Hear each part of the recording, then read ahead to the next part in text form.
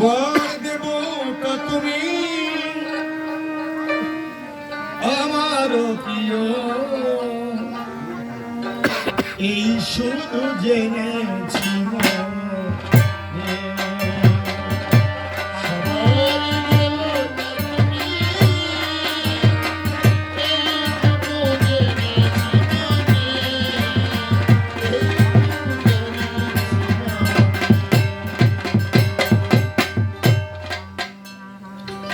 এবার বসে শোনেন ঘটনাটি।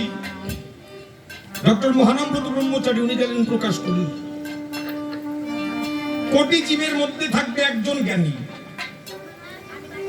কোটি জ্ঞানীর মধ্যে থাকে একজন মুক্ত। মুক্তকে ভগবান শ্রীকৃষ্ণের দুটো শক্তি, একটা হচ্ছে অন্তরঙ্গের শক্তি, একটা হচ্ছে বহিরঙ্গের শক্তি। বহিরঙ্গের শক্তিকে বলে মোহমায়া, আর অন্তরঙ্গের শক্তিকে বলে যোগমায়া। মোহমায়ের কাজ হচ্ছে ভক্ত ভগবানকে দূরে সরিয়ে রাখা, ভুলিয়ে রাখা, আর যোগমায়ের কাজ হচ্ছে যোগে যুক্ত ঘটাইয়ে জীবাত্মা পরমাত্মার মিলন করিয়ে দেয়া, ভক্ত ভগবানের সান্নিধ্য পাইয়ে দেয়া। তো কি দেবতার পরিচয়? এই জগতে যে একবার হয়ে গেছে মায়া মুক্ত, যোগে যে হয়েছে যুক্ত, এমনি অবস্থা ভালো না।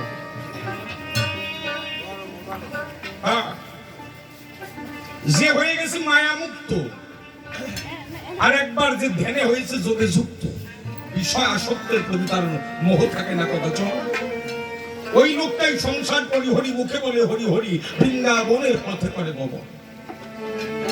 আপনাদের এই ধারণা সবাই আর সংসার ত্যাগ করতে পারে না, সবাই স্বামী বিবেকানন্দ হয় না, সবাই লোকনাথ ব্রহ্মচারী হয় না। যে মায়াকে ত্যাগ করতে পেরেছে সেই একমাত্র তার সান্নিধ্য পেয়েছে। দেখেন একটু চিন্তা করে, এই জগৎ সংসারে তার কোটি জ্ঞানীর ভিতরে থাকে একজন মুক্ত। এইরকম বিষয় আসক্ত সারা মানুষ যদি এক জায়গায় 1 কোটি আনা যায়, যদি আনা যায় এক জায়গায় 1 কোটি মুক্ত, ওই 1 কোটি মুক্তের ভিতরে একজন পাওয়া যায় দুর্লভ কৃষ্ণ ভক্ত। তাই তো আমার ঠাকুর বললেন, আমার হতে নাম বড়, নাম হতে ওই ভক্ত বড়, আর ওই ভক্ত হতে তার চরণ ধুলি আরো বড়। দেখেন এবার চিন্তা করে, ভগবান নিজে ভাবে অন্তরে আমি নিজেই একজন ভক্ত হব। ভক্ত 3 প্রকার, সাধারণী, সামঞ্জস্য, সমর্থন। সাধারণী ভক্ত কারা? ভগবানের কাছে চায় তারা, বারবার করেছে, তারা হচ্ছে সাধারণ ভক্ত। সামঞ্জস্য কারা? যারা ভগবানের কাছে চায় এবং ভগবানকে কিছু দেয়, তারা সামঞ্জস্য। সমর্থনতিথি কারা? ভগবানের কাছে যারা কিছু চায় না, উল্টো ভগবানকেই দেয়। তারা জানে না চাইতে ভগবান এত কিছু দিয়েছে। অন্ধকারে বন্ধকারে একটা মানুষকে রেখে দিলে, আলো না দিয়ে, বাতাস না দিয়ে, খাবার না দিয়ে কয়দিন বাঁচতে পারে? 1 মাস, 2 মাস? দেখেন একটু চিন্তা করে, অন্ধকারে বন্ধ ঘরে মায়ের গর্ভের ভিতরে যেখানে আলো ছিল না, বাতাস ছিল না, খাবারের জোগাড় ছিল না, সেখানে 10 মাস ছিল। কে আপনাকে রক্ষা করেছে? কে আপনাকে আলো দিয়েছে? কে বাতাস দিয়েছে? কে আপনাকে খাবার দিয়েছে? আপনি কি তার কাছে চেয়েছিলেন? অযাচিত ভাবে চাওয়ার শক্তি কথা ছিল না। পৃথিবীতে আসার পরে যদি ওই সন্তানকে কেউ ভাত মুখে তুলে দেয়, খেতে পারবে? যদি ফল দেয়, খেতে পারবে? আবার ভগবান কৃপা করে মায়ের বক্ষে সুধা নদী ঢেলে দিয়েছেন। ওই দুধের ভিতরে কতটা প্রোটিন হলে ছেলেটা বেঁচে থাকতে পারবে, ভগবান তাই দিয়েছেন। কতটা লবণ লাগবে, কতটুকু গরম তার মুখে সহ্য হবে, ভগবান ঠিক ওইভাবে দিয়েছেন। আপনি চাইতে পারতেন না, চাওয়ার শক্তিটা তখন সে দান করলেন। চলতে পারতেন না, এই চরণ শক্তি দান করলেন। আচ্ছা, যে ভগবান না চাইতে এত কিছু দিল, তার বিনিময়ে আমরা তাকে কি দিতে পেরেছি? কিছুই দেয়নি, আরো তার কাছে চেয়েছি। এটা মন দিয়ে যে অনুধাবন করে সে ভগবানের কাছে কোনোদিন কিছু চায় না, ভগবান আরো দেয়। জানেন ভগবান কি পেলে খুশি হয়? একদিন নারদ মুনি ভক্তের কাছে গিয়ে ভগবানের কাছে গিয়ে বলছে, ভগবান এই ভক্ত যারা কি দিয়ে পুজো দিলে তারা তুমি খুশি হবে, এমন একটা কিছু বলবে যা সবাই দিতে পারবে। ভগবান দেখে বলছে, বিকল কোন ভক্ত যদি আমার চরণে দেয় একটা ফল, বেশি কিছু দেয় না, একটা ফল দিলে আমি খুশি হয়ে যাই। নারদ মুনি ডেকে কয়, ভগবান কেমন কথা বললেন, সবসময় কি গাছে ফল পাওয়া যায়? সবসময় তো গাছে ফল থাকে না, তো যখন ফল থাকবে না তখন কি দিবে? এমন একটা কিছু বলো যা সবসময় পাওয়া যায়। ভগবান ডেকে কয়, নারদ রে, আমি বলি তোর ধারে কোন ভক্ত যদি কৃপা করে আমার চরণে দুটো তুলসী পাতা দেয়, তাতেই হয়ে যায়। শুধু দুটো তুলসী পাতা, এত কিছুর বিনিময়ে।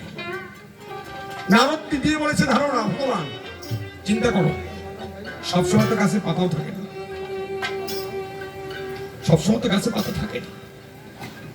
যখন তুলসী গাছে পাতা থাকবে না তখন তোমার কি দিবে? এমন সময় ভগবান ডেকে কয়, কোন ভক্ত যদি 2 ফোঁটা গঙ্গা জল আমার চরণে দিতে পারে, 2 ফোঁটা গঙ্গা জল। নারদ ডেকে কয়, ও ভগবান সবসময় কি জল থাকে গঙ্গা? যখন গঙ্গায় ভাটি লেগে যায় তখন গঙ্গায় জল শুকিয়ে যায়, তখন গঙ্গায় জল থাকে না, তখন কি দেবে? আমার ভগবান ডেকে বললো, নারদ রে, এইবার আমি তো বাইরের গঙ্গার কথা বলিনি, আমি বলি তোর কাছে প্রত্যেকটা ভক্তের ভিতরে 2টো গঙ্গা আছে, যাদের চোখের জল কয় গঙ্গায় জল শুকিয়ে যেতে পারে বলি তোর গোচরে, কিন্তু ভক্তের এই চোখের গঙ্গার জল কখনো শুকায় না। কোন ভক্ত কৃষ্ণ গোবিন্দ বলে ভাসতে পারে যদি প্রেম চলে, এক ফোঁটা চোখের জল আমার চরণে কমলে দিলে আমি কৃষ্ণ বাধা হয়ে থাকি।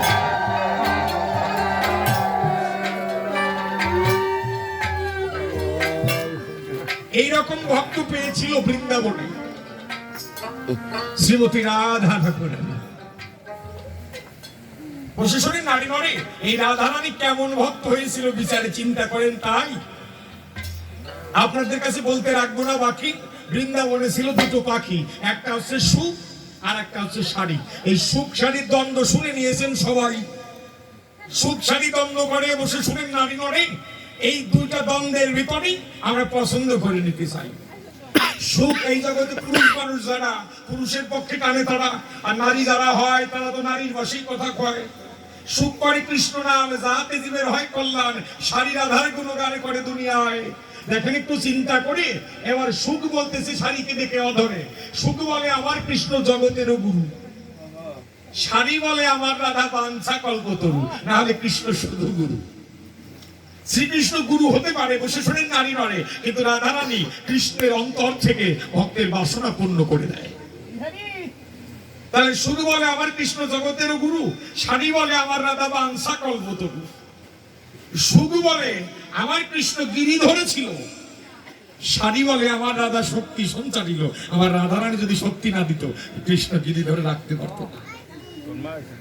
শুধু বলে আমার কৃষ্ণের কদম তলায় থানা, শাড়ি বলে আমার রাধা করতো আনাগোনা, নাহলে জীবনেও যেত না।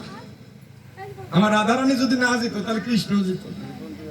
সুখে বলে আমার কৃষ্ণের মাথায় ময়ূর পাখা, শাড়ি বলে তাতে আমার রাধা নামিত লেখা। সুখে বলে আমার কৃষ্ণ মদন মোহন, শাড়ি বলে আমার রাধা বামে যতক্ষণ ততক্ষণ মদন মোহন, আর না হলে কৃষ্ণ শব্দের অর্থ হচ্ছে কাম। যার জন্য ভাগবতে উদ্ধৃতি দিলেন, শতকোটি গোপিনীতে না হয় কৃষ্ণের কামনির বাবন, একা রাধারানী বামে গেলে হয় কৃষ্ণ মদন ও মোহন। শতকোটি গোপীতে কৃষ্ণের কাম নিবারণ করতে পারে না, আর একা রাধারানী যখন কৃষ্ণের গায়ে দাঁড়ায় তখন কৃষ্ণের গায়েও কোনো কামনা থাকে না।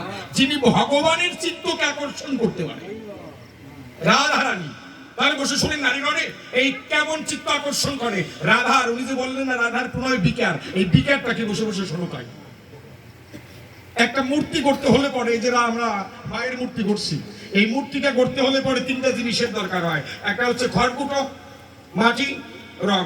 আপনাদের কাছে এই ধারণা এই তিনটা বস্তুর একটা বাদ পড়ে গেলে আর মূর্তিটা পরিপূর্ণ হবে না। তদ্রূপ অনাদিনাদি গোবিন্দ সর্বকারণের কারণ, সচ্চিদানন্দ কৃষ্ণ বিগ্রহ, কৃষ্ণস্তু ভগবান স্বয়ং। এখানে বললেন কি, অনাদিনাদি গোবিন্দ সর্বকারণের কারণম, সচ্চিদ আনন্দ কৃষ্ণ বিগ্রহ। কৃষ্ণ বিগ্রহটা তৈরি করতে হলে তিনটা জিনিস লাগে, সৎ, চিদ, আনন্দ।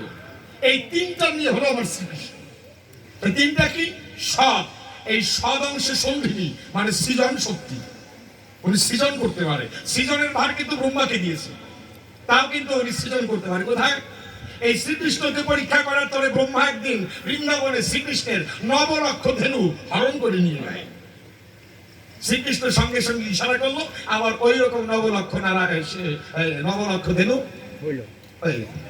ব্রহ্মা আবার হরণ করে নিয়ে গেল, শ্রীকৃষ্ণ আবার ইশারা করলো, আবার ওই ধেনু হয়ে গেল। তাহলে সৎ, উনি সৃজন শক্তির অধিকারী।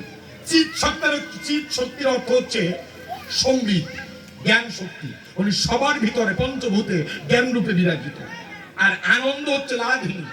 বলি আপনাদের কাছে, আপনার ভিতরে আনন্দ আছে, আমার ভিতরে আনন্দ আছে। আচ্ছা, আপনার ভিতরে কতটুকু আনন্দ আছে তা কি কখনো দেখেছেন যে আমার ভিতরে কতটুকু আনন্দ আছে? ভগবান শ্রীকৃষ্ণ যিনি, উনি লাধিনী শক্তির রূপ দেখতে চেয়েছিলেন, তিনি অন্তরে দেখেছে। ভাবো, ভগবান মনে মনে চিন্তা করলেন আমার ভিতরে কতটা আনন্দ আছে, আনন্দ দেখতে কেমন, আমি আনন্দকে নিজে দেখবো। কি দেবতার পরিচয়! উনি যখন নিজের বাম অঙ্গ হতে লাধিনী শক্তিকে বের করলেন, আনন্দ শক্তিকে বের করলেন। আনন্দ শক্তির ঘনীভূত রূপটাই হচ্ছে শ্রীমতী রাধা ঠাকুরানী। এইবার শ্রীকৃষ্ণ ডেকে কয়, ও রাধা, কি দেবতার পরিচয়? আমি ভগবান। তাই হতে পারে ভগবান। আপনারা জানেন লেখা আছে আল্লাহ সর্বশক্তিমান, তাই না? আবার সনাতন ধর্মের লোকের কাছে লেখা আছে ঈশ্বর সর্বশক্তিমান। যার বাচ্চাটা একটু ঠান্ডা রাখেন। আল্লাহ সর্বশক্তিমান বা ঈশ্বর সর্বশক্তিমান, এখানে কথা আছে হতে পারে।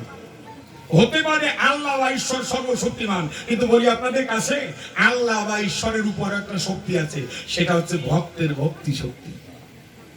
আপনাদের কাছে এই ধারণা, ভক্তের ভক্তি শক্তির কাছে আল্লাহ বা ভগবানের কোনো মাতুব্বরি থাকে না। কি দেবতার পরিচয় আছেন যত ভক্তদয়, চিন্তা করেন। তাই ভগবানের সকল কিছু আছে, কিন্তু ভগবানের ভক্তি নাই। এই ভক্তির মালিক হচ্ছে ভক্ত। ভগবানের আছে প্রেম, ভগবানের আছে করুণা। ভগবান আপনাকে করুণা করতে পারে, ভগবান আপনাকে প্রেম দান করতে পারে, কিন্তু ভক্তি দান করার ক্ষমতা ভগবানের নেই। এই ভক্তির মালিক হচ্ছে ভক্ত যারা। বলি কাব্যের ধারা আমার শ্রীকৃষ্ণ মনসুরা যেজন বটে হয়, উনি এসে ডেকে ডেকে বলে গেছে রাধার সাক্ষাতে, রাধা, আমি তোমার কাছে চিরদিনই হয়ে রলাম চিরঋণী। প্রেমের গুরু তুমি, তাই তুমি কৃপা করে আমার কথা দাও। আমি ভগবান তোমার কাছে দাঁড়ালাম একজন ভিখারি, কৃপা করে তুমি আমাকে ভিক্ষা দাও। কৃপা করে তুমি আমাকে 3টা জিনিস ভিক্ষা দাও। কি কি? তোমার ভাব, তোমার কান্তি, তোমার বিলাস। অর্থটা কি? কান্তি। কান্তি শব্দের অর্থ হচ্ছে দেহ। শ্রীকৃষ্ণ ডেকে বলছে, এতে নাই কোনো সন্দেহ, আমি যদি আমার দেহ ধরে পৃথিবীতে যাই, লোকে চিনি ফেলবে সবাই, এই জন্য তোমার দেহটা আমার চাই। তোমার বিলাস। বিলাস শব্দের অর্থ হচ্ছে সুখ। আমরা যারা কান্না করি তারা দুঃখে, আমরা যারা কান্না করি দুঃখে কান্না করছি। বাবা মা হারিয়েছি, দুঃখে কান্না করছি। ভাই হারিয়েছি, দুঃখে কান্না করছি। স্ত্রী হারিয়েছি, দুঃখে কান্না করছি। আর রাধারানী কৃষ্ণ বিরহে কান্না করতো সুখে। রাধারানী বলতেন, বন্ধু তুমি যত কাঁদাও তত আমার কত ভালো লাগে, প্রাণে প্রীতির পরশ লাগে। তুমি যত কাঁদাও তত আমার ভালো লাগে। এই জন্য শ্রীকৃষ্ণ ডেকে বলছে, তাই তোমার এই সুখটা, বিলাস, এই সুখটা আমি চাই। আর কি চাই? তোমার ভাব। তোমার এই ভাবে মহাভাব। রাধারানীর ভাব ছিল মহাভাব। এই ধারণা, এই ভাব আর কারো ছিল না। এবার শ্রীকৃষ্ণ ডেকে কয়, তোমার এই মহাভাবটা দিলে আমাকে ভালো হয়। মহাভাবে মানুষও যেতে পারে দুনিয়ায়। কখন? সাধন ভজন হতে হয় রতির উদয়, রতি গারো হলে তারে প্রেম নাম কয়। প্রেমের সারবান প্রণয় মহাভাবে জানি, আর মহাভাবের ঘরে থাকে শ্রীমতী রাধা ঠাকুরানী। এমন সময় ডেকে কয়, আমার অন্তরে জেগেছে ভাবো, আমি তোমার দেহে নিয়ে, ভিতরে আমি আত্মা নিয়ে, আমি ভিতর বাইরে রাধাঙ্গ, ভিতরে কৃষ্ণাঙ্গ, এই 2 অঙ্গ নিয়ে হব গৌরাঙ্গ। অন্তরে জেগেছে ভাবো, আমি ভক্ত ভাব অঙ্গীকার করে যাব আমি নদিয়াপুরে, সেই দিন তোমার ভাব কান্তি বিলাস নিয়ে রাধা ঋণের ঋণ আমি শোধ করে দেব। কি দেবতার পরিচয়? যার জন্য কৃষ্ণ একটা দেহ, রাধা একটা দেহ, মৈথুন করলে হয় গৌরাঙ্গ মহাপ্রভু, যারে রাধারানীর প্রেমের বিকার কয়। এইবার বসে শোনেন নারী বাড়ি, উনি ডেকে বলছে সভার পরে ওই ঝাড়িখণ্ডের পথে যখন যায়, ঝাড়িখণ্ডের পথে যখনই গেল, এমন সময় ওই হরি করে নৃত্য করতেছিল, তাই না বাবা? হরি শব্দের অর্থ সিংহ, আর করি শব্দের অর্থ হচ্ছে হাতি। ও ভাই বাচ্চা একটু কোলে নিয়ে রাখেন, তাদের সাউন্ডটা কানে আসছে।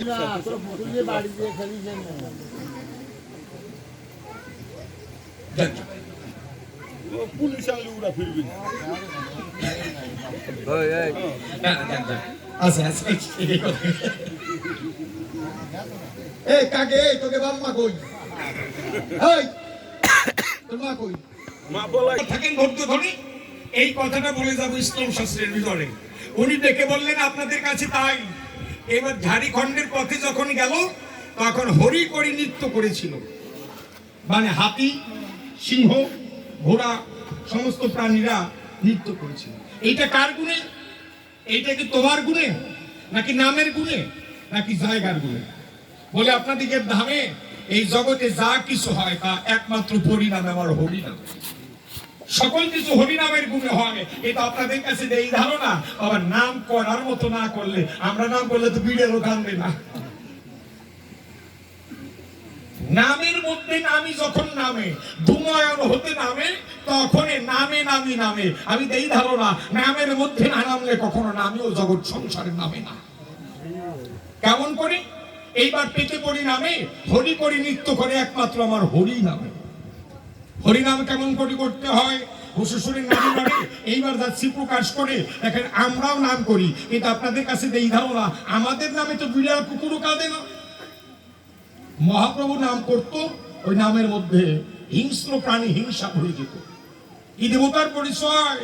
আর আমরা নাম করতে গেলেই দেখবেন বর্তমানে কিছু কিছু নাম করে জপের মালায় নাম করছে, নাম করছে। গৌরাঙ্গ মহাপ্রভু ডেকে বললেন, বহিরঙ্গ ভক্ত নিয়ে করি নাম সংকীর্তন, অন্তরঙ্গ ভক্ত নিয়ে করি প্রেম রস আস্বাদন। বহিরঙ্গ ভক্ত নিয়ে নাম সংকীর্তন করি। কেমন করে? এগুলো বহিরঙ্গ ভক্ত।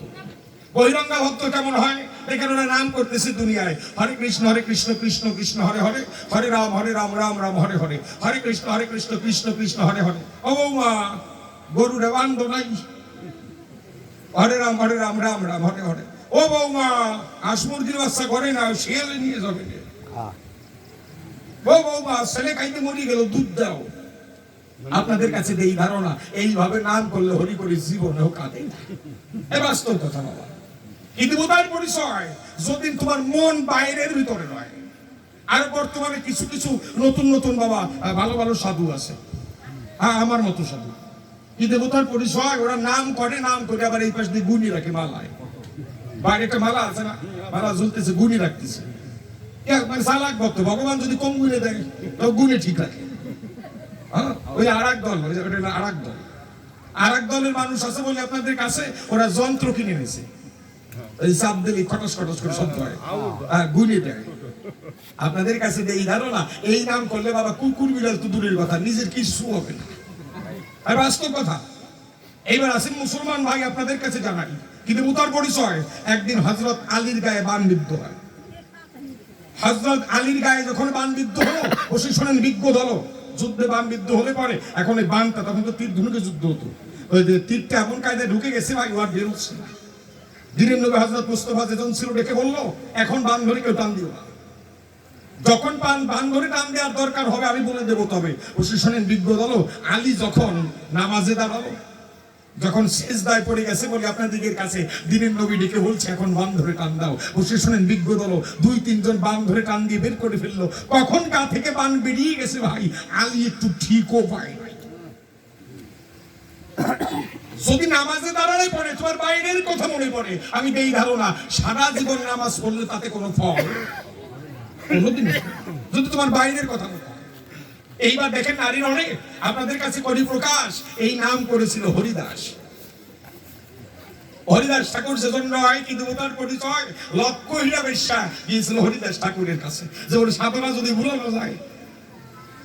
রূপ যৌবন নিয়ে ঠাকুর হরিদাসের কাছে গিয়ে দেখে বলছে, ঠাকুর এই জগতে সাধু যারা সবার মনের ইচ্ছা পূর্ণ করে তারা, আমি বলি তোমার কাছে আমার একটা মনের ইচ্ছা আছে, এই ইচ্ছাটা পূর্ণ করে দাও।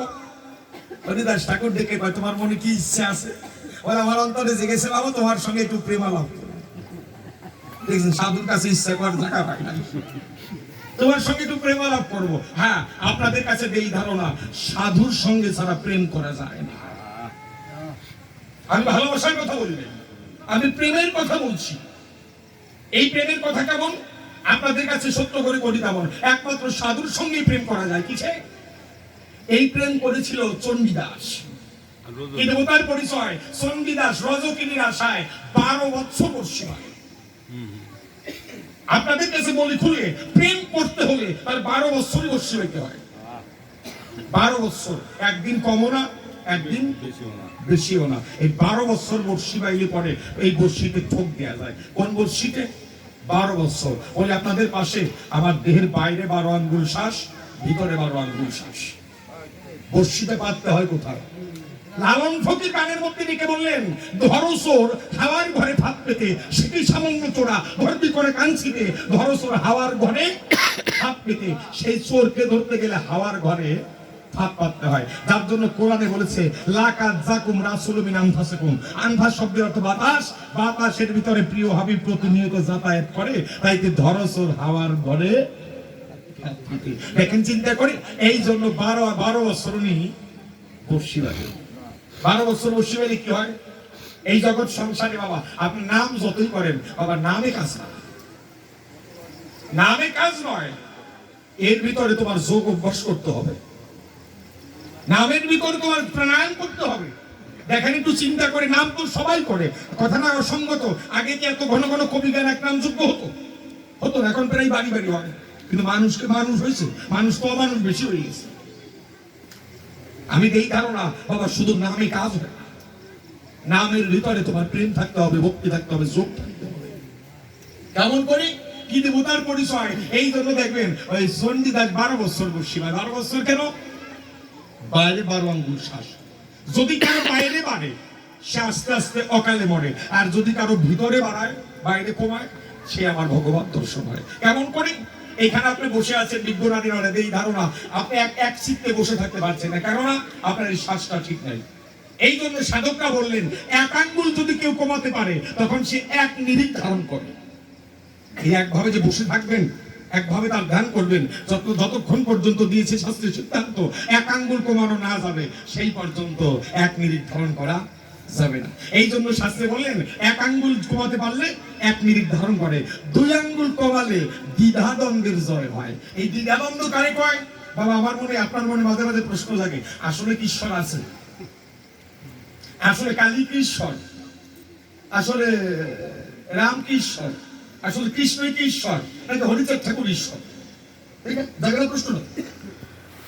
আপনি এক সরকারকে প্রশ্ন করবেন, এক জবাব দেবে, আর এক সরকারকে প্রশ্ন করবেন, আর এক জবাব দেবে। কোন সাধক যদি কৃপা করে গুরুর কৃপা নিয়ে দেহ থেকে 2 আঙ্গুল কমাই দিতে পারে, এই প্রশ্ন কারো কাছে করা লাগবে না, নিজের ভিতরে দ্বিধাদ্বন্দ্ব জয় হয়ে যায়।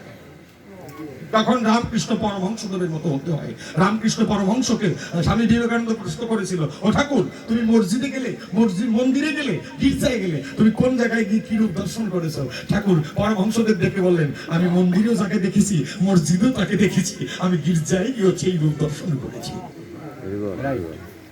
এই জন্য যে 2 আঙ্গুল কমায় তার দ্বিধাদ্বন্দ্ব জয় হয়, 3 আঙ্গুল কমালে তার ত্রিতাপ জ্বালা চলে যায়। এই ধারণা মানুষ, প্রত্যেকটা মানবের 3টে জ্বালা থাকে, আদি দৈবিক, আদি ভৌতিক, আধ্যাত্মিক। মানুষ যদি একবার 3 আঙ্গুল কমাতে পারে তখন আধ্যাত্মিক জ্বালায় আর সে ভোগে না, ওই জীব সাধু হয়ে পড়ে। 4 আঙ্গুল কমালে চতুর্বর্গের ফল তার কাছে তুচ্ছ হয়ে যায়। এই ধারণা যে কৃষ্ণ ফল পেয়ে গেছে, সে ধর্ম, অর্থ, কাম, মোক্ষ এই ফল সে কোনোদিনই চায় না। 5 আঙ্গুল কমালে পঞ্চবানে পরে কাটা। এই পঞ্চবানে যদি কেউ কাটা পড়তে পারে সে হয় বাপের বেটা। এই ধারণা, এই সারা মানুষ কোনোদিন সাধন ভজন করে এগোতে পারে না, কেননা পঞ্চবান। এই পঞ্চবান কে কাকে দিয়েছিল? ব্রহ্মা যেজন ছিল সে দিয়েছিল কামদেবকে। যে কামদেবের এই 5টা বানের হাতে বাইরে কেউ যেতে পারবে না। ব্রহ্মা, বিষ্ণু, মহেশ্বরে এই 5 জন ওই বান স্বীকার করতে হবে। সেটি মদন, মাদন, মোহন, শোভন, স্তম্ভন, সুসম্ভন, কিন্তু তার পরিচয়। যদি 5 আঙ্গুল কেউ কেটে দেয়, এই পঞ্চবানে তার কাটা পড়ে যায়। 6 আঙ্গুর কোমালে স্মরণীপুর লেখা যায়। এই ধারণা, মানুষ যদি 6 আঙ্গুর কোমায়, তার দেহে কখনো কামনা, বাসনা, লোভ, মোহ এইগুলো আসে। 7 আঙ্গুল কোমালে সপ্ততালাকে করেছে।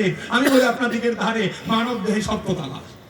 এই 7 আঙ্গুল কোমালে মানুষ সপ্ততালা সেট করে। কোথা থেকে সেট করে?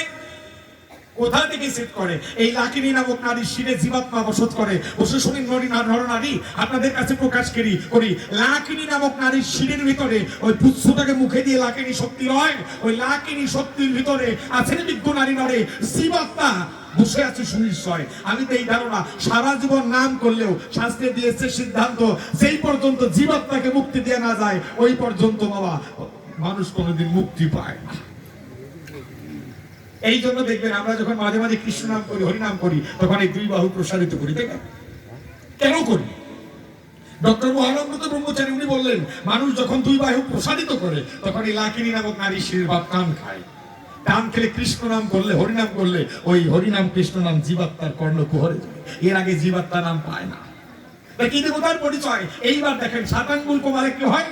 জগৎ সংসারে জীবাত্মা মুক্তি পেয়ে এই ত্রিবেণীর ঘাটে দাঁড়ায়। ত্রিবেণীর ঘাট কোন জায়গায়? যেখানে গঙ্গা, যমুনা, সরস্বতী এই 3 নদীর মিলন মোহনা হয়। ওই 3 ঘাটে জয় করলে পরে এই ধারণা, একবার ত্রিবেণীর ঘাট জয় করলে ওই ভব নদীর ঘাটে তার আর কোনোদিন বাধা থাকে না। দেখেন একটু চিন্তা করে, ওই ত্রিবেণীর ঘাট জয় করে এসে যখন ত্রিবেণীর ঘাটে দাঁড়ায়, ভূতাত্মা তখন দৌড়ে গিয়ে ওই জীবাত্মাকে আলিঙ্গন দিয়ে ভূত ভবিষ্যতের খবর ওই মানুষের কাছে বলে দেয়। এমন এমন সাধু আছে বলে আপনার দিকের কাছে, তার কাছে গেলে ভূত ভবিষ্যৎ সংবাদ জানা যায়। প্রশাসনের নারী নরে এবার হাওয়ার টানে সুষমবার সূক্ষ্মরাস্ত ধরে ধরে চিত্রানির ভিতর দিয়ে জীবাত্মা আস্তে আস্তে নিজের জায়গা ছাড়ে।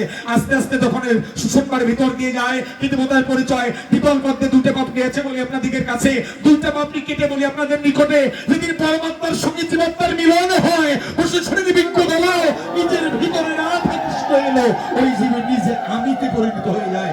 এই ধারণা, আল্লাহর মধ্যে আর মানুষের মধ্যে তখন পার্থক্য থাকে না। ওই মানুষ নিজে আয়নাল হক হয়ে না,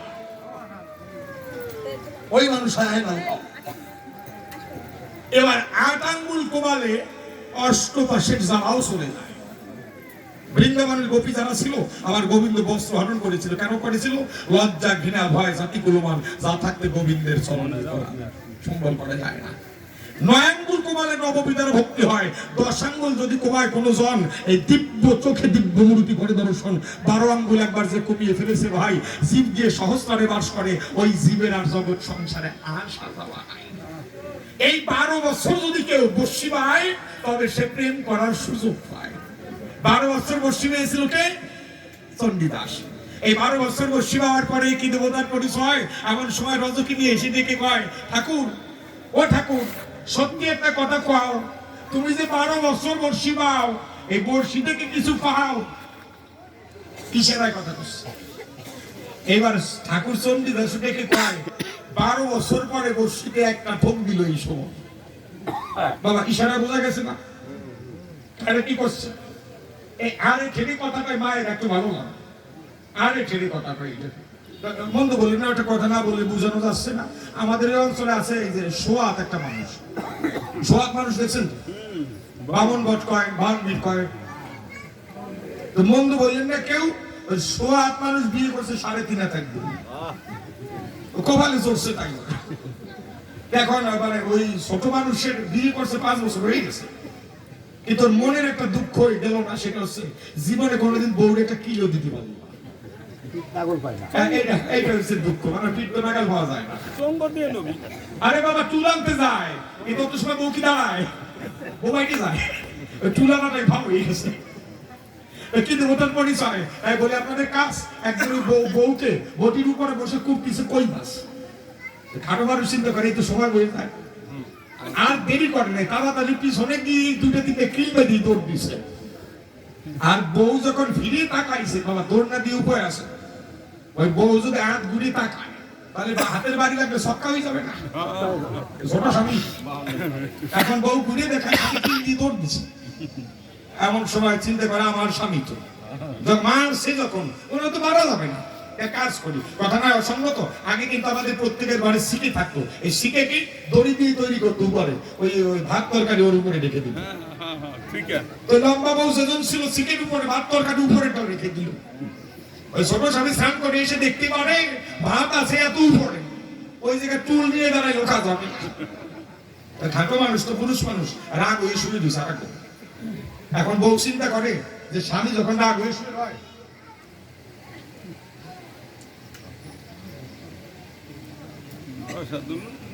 স্বামী যখন রাগ হয়ে শুয়ে হয়, যদি মাছ মারতে না যায় তাহলে তো আমার বাদ জোট না।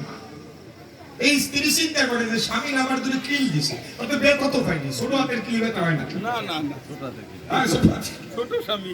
আর এবার বউ ওই পাশ থেকে আরে ঠেটে করছে, এত মানুষ যায় মাছ ধরিতে আর মানুষ যায় না কেন?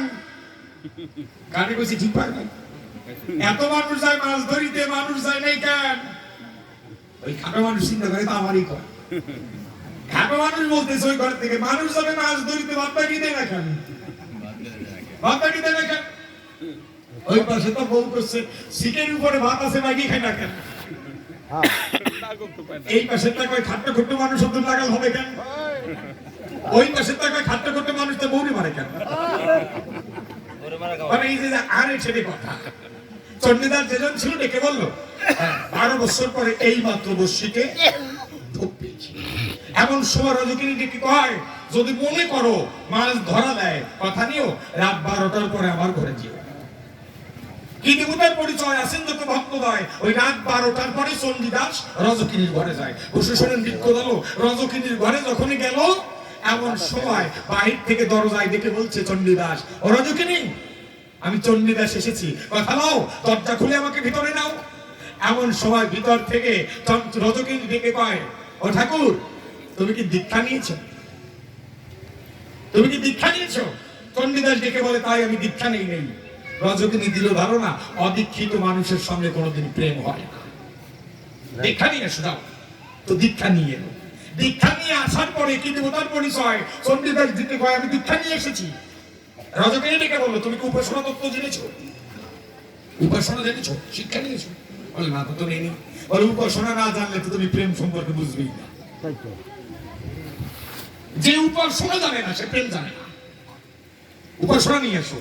উপাসনা তত্ত্ব নিয়ে এলো, বসে শোনেন বিজ্ঞ হলো। আর রজকিনী দরজার কাছে গিয়ে বললো, চণ্ডীদাস আমি তোমার কাছে করি প্রকাশ, বলি রজকিনী তোমার কাছাকাছি আমি দীক্ষা শিক্ষা দুটাই নিয়ে এসেছি, কৃপা করে এবার ঘরে নাও। এইবার রজকিনী ভিতর থেকে ডেকে কয়, তুমি তো দীক্ষা শিক্ষা সম্পর্কে জানতে না কোনোদিন কোনো সময়, আমি তোমাকে উপদেশ দিয়ে দীক্ষা শিক্ষা নিয়ে আলাম, তুমি গুরুর কাছে গিয়ে শোনো আমি তোমার সম্পর্কে কি হই। কি হয় যাও শুনে আসো। চণ্ডীদাস তাড়াতাড়ি গুরুর কাছে যায়, কিন্তু ওনার পরিচয় ডেকে কয়, আমি তো দীক্ষা শিক্ষা সম্পর্কে জানতাম না, অন্তরে করি সেই বিবেচনা, যে আমাকে আপনার কাছে পাঠালো, যে আমাকে দিক নির্দেশ করে দিল, সে আমার সম্পর্কে কি হয়। এমন সময় গুরু ডেকে কয়, সেই তোর প্রকৃত গুরু, যে পথ প্রদর্শন করে দেয়। যদি ছেলে হয় বাবা বলে প্রণাম দিবি তার পায়, আর মেয়ে হলে কথা নিস, মা বলে তার চরণে ভক্তি দিস। বলছে শোনেন বিজ্ঞ হলো, রজকিনীর কাছে এবার চণ্ডীদাস গেল, বাহির থেকে ডেকে বললো, মা আমার রজকিনী করিতে প্রেম আমি বলি তোমার কাছাকাছি আমি চণ্ডীদাস ছেলে এসেছি, দরজা খুলে ভিতরে নাও। এমন সময় ভিতর থেকে রজকিনী ডেকে কয়, মায়ের কাছে ছেলে আসবে, দরজা খোলা আছে, অনুমতি নেওয়া লাগবে না, ভয় আমার কাছে এসো। আপনাদের কাছে এই ধারণা, যদি উপাসনা তত্ত্ব না জানে তাহলে তার দ্বারা প্রেম হয় না। উকারে উজ্জ্বল স্কন্ধকার মাঝে, পাকারে পাইবে তা নির্জন সমাজে, সকারে সমধন তত্ত্ব সমর্পণ, না কারিতে নায়িকা রস করে আস্বাদন, এই তো উপাসনা সর্বসমান সার, আমার ব্রজবিদে অন্যত্র হয় না। আপনাদের কাছে এই ধারণা, সাধুর কাছে ছাড়া কখনো প্রেম হয় না, কাম হয়, আর সাধুর কাছে গেলে প্রেম হয়। যখন ওই লক্ষ্যহীনা পতিতা নারী আপনাদের কাছে প্রকাশ করি, যখন ওই ঠাকুর হরিদাসের কাছে যায়, আমার মনে ইচ্ছা আছে তোমার সঙ্গে একটু প্রেম করবো, সাধুরা নাকি ভক্তের মনের ইচ্ছা পূর্ণ করে, আমার ইচ্ছা পূর্ণ করো। এমন সময় ঠাকুর হরিদাস ডেকে পায়, আমি এই মাত্র সন্ধানী করেছি, এখন একটু নাম জপ করব, তারপরে তোমার সঙ্গে প্রেমালাপ করবো, তোমার মনের ইচ্ছা পূর্ণ করবো। বসে শোনেন বিজ্ঞত, ওই লক্ষ্যটা বসে রইল, আর ঠাকুর হরিদাস উনি নামের ভিতরে ডুব দেন।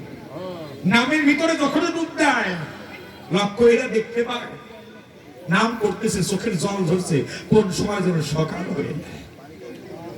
সকাল হয়ে গেল, যখন সকাল হয়ে যায়, ও মা, এই কাদের বাচ্চা একটু দেখেন না, এগুলো কি করছে না বাবা? এদিকে তো তাকাচ্ছি না, কিন্তু এদের কথাগুলো এসে সর্বনাশ করে দিচ্ছি কেন? আমি তো এবার প্রশাসনের নরনারী ওই দিন রাত ভোর হয়ে গেছে। হ্যাঁ সজল ভাই, এবার থাকেন ধৈর্য ধরে। ওই দিন রাত সকাল হয়ে গেছে, একবার লক্ষ্যরে ডেকে বলে হরিদাস ঠাকুরের গোচরে, ও ঠাকুর কই, আজকে তো সকাল হয়ে গেল, প্রেম তো আর হলো না, আগামীকালকে এসে। পরের দিন যখন আসে ওই হরিদাস ঠাকুরের পাশে, হরিদাস ঠাকুর ডেকে কয়, এই মাত্র সন্ধান করলাম, এখন একটু নাম করবো, তারপরে তোমার সঙ্গে তোমার মনের ইচ্ছা পূর্ণ করবো। ওই দিন নামের মালা হাতে গিয়েছে, যখন নামের ভিতরে ডুব দিয়েছে ভাই, কখন যে সকাল হয়ে গেছে ওই দিনও ঠিক হয় নাই।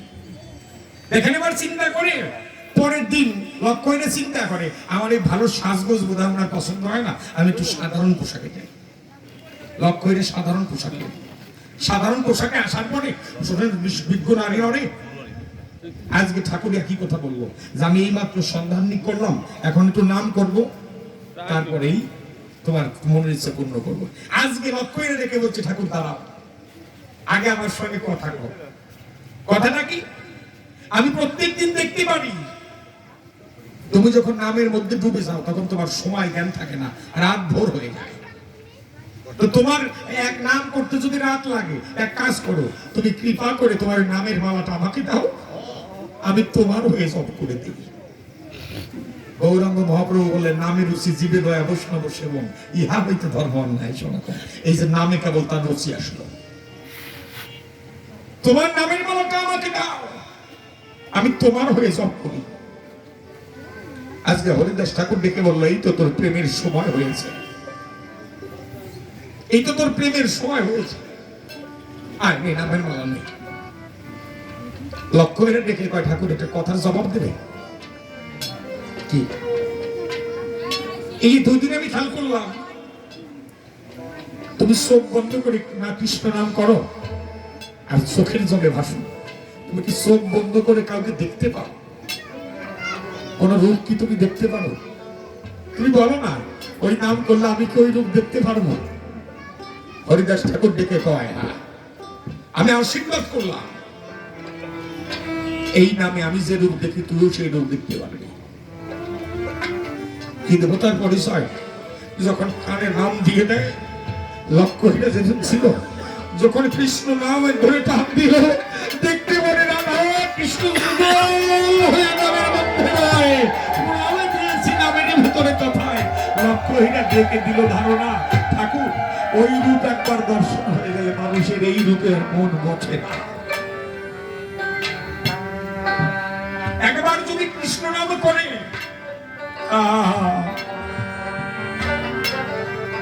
তাই বলো হরে কৃষ্ণ হরে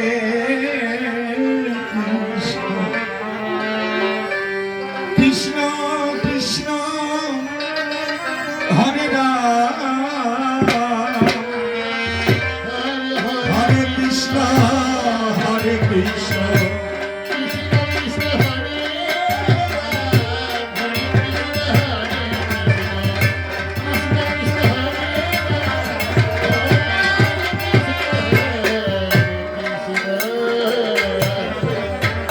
এই নামে সুখ দুঃখ না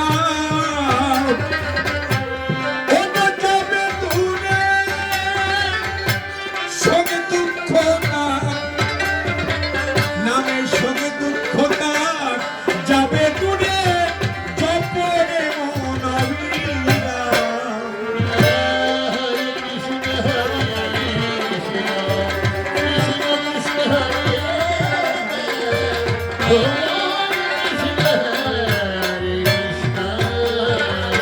এই নামে সুখ দুঃখতা ও তোমার যাবে দূরে, সুখ দুঃখতা, নামে সুখ দুঃখতা যাবে দূরে, কারণে এই নাম অবিরাম।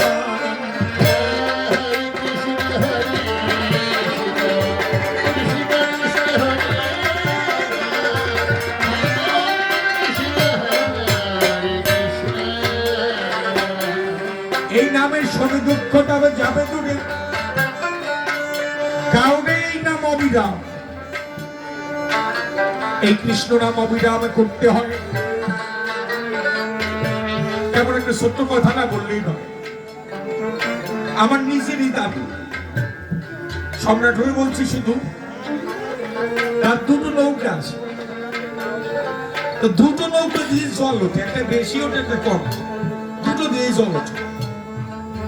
এক ভদ্রলোক দাদুর নিকটে এসে ডেকে বলতেছে, দাদা ভাই আমি কই পারে যাব বর্ষার দিন, আমরা তো দুটো নৌকা, একটা নৌকা যদি একটু সময়ের জন্য পাই আমি যাবো আর আসবো। দাদু ডেকে বলে, ভদ্রলোকের নিকটে আমার দুটো নৌকা দিয়ে জল ওঠে, একটা একটু বেশি ওঠে একটা একটু কম ওঠে। এই যে নৌকাটা, এই নৌকাটি ওই পারে গেলে 3-4 সেঁচা দেওয়া লাগে, আর এই যে নৌকাটা এলে 1 সেঁচা নৌকা, 1 সেঁচা দিলে ওই পারে যাওয়া যায়। তা কোনটা নেবেন, আপনার যেটা পছন্দ হয় সেটা নিয়ে যান, বলেন এখন কোনটা নেবেন? 1 সেঁচা দিলে যদি ওই পারে যাওয়া যায়, 3-4 সেঁচাটা কেউ দেয় তো 1 সেঁচার নৌকা নিছে। 1 সেঁচার নৌকা নিয়ে যখন নৌকা বাসায় দিছে, ওই যে সেঁচা দিছে এমন পরিমাণে জল ওঠে, ওর বন্ধ হয়নি সেঁচা, এই 1 সেঁচা, মানে একবার দরবার ছাড়া যাবে না। আমার কৃষ্ণ নাম তত্র 1 সেঁচার নৌকা, একবার ধরবে আর বন্ধ হবে না। তোমার এই নামের দিকে লক্ষ্য রাখতে হবে। এই নামে যা যার একমাত্র লক্ষ্য,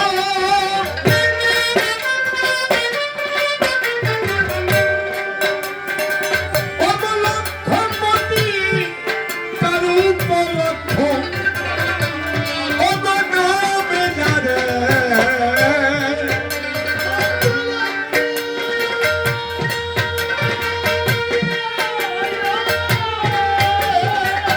অবলক্ষণমতি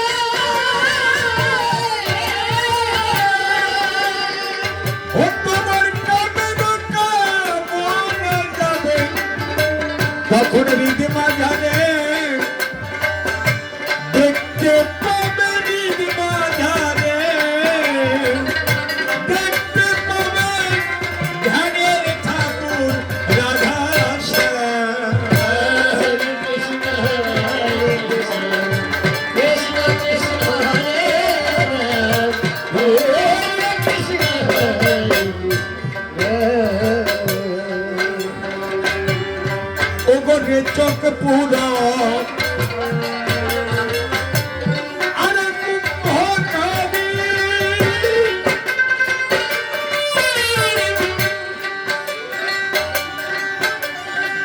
এই নামে ঘটায় ভাব সমাধি রে বন্ধুরা।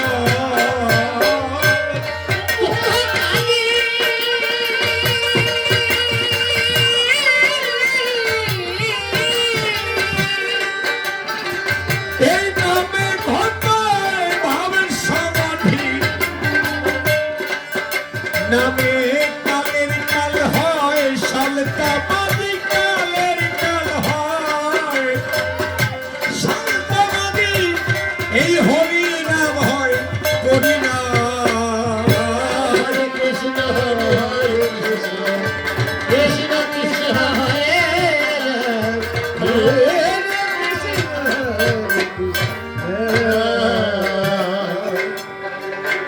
ওগো জাগে যোগ্য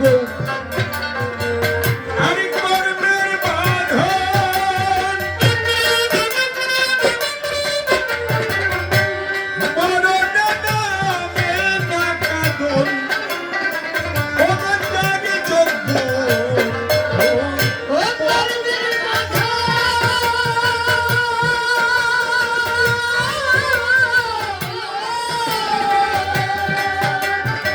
ওগো মরণে নামে না কাঁদন পাগল বিজয় বলে ভজন সাধন বিজয় বলে ভজন সাধন কারণ ব্রহ্ম হরিয়া হরে কৃষ্ণ হরে কৃষ্ণ কৃষ্ণ কৃষ্ণ হরে রাম হরে কৃষ্ণ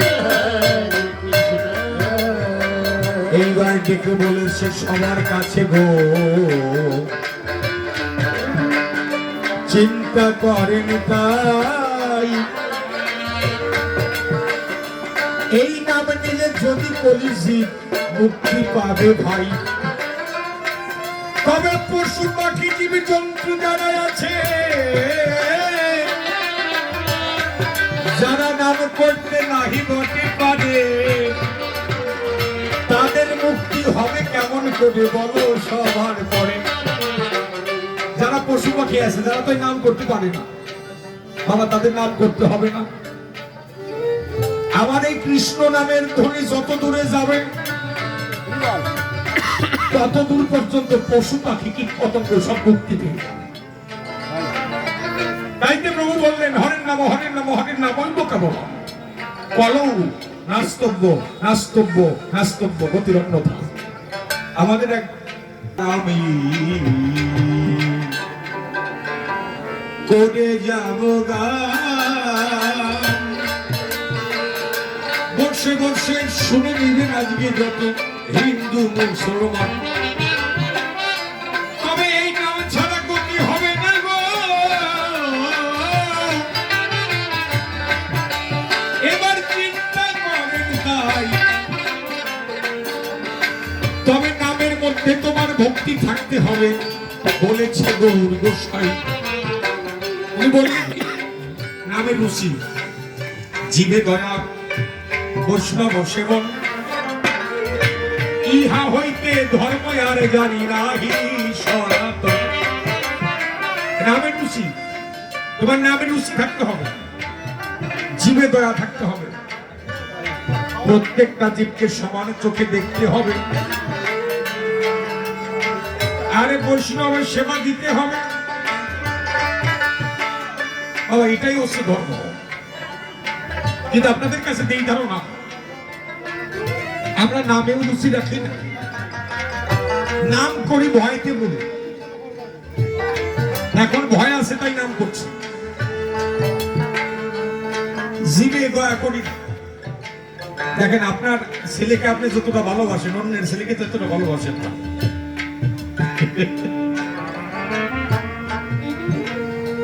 নিজের ছেলেকে একটা খাবার কিনে দিলেন বিস্কুট কিনে দিলেন পাশে একটা ছেলে দাঁড়িয়ে আছে কই তার উপরে তো আপনার মায়া হলো না জীবে দয়া হচ্ছে না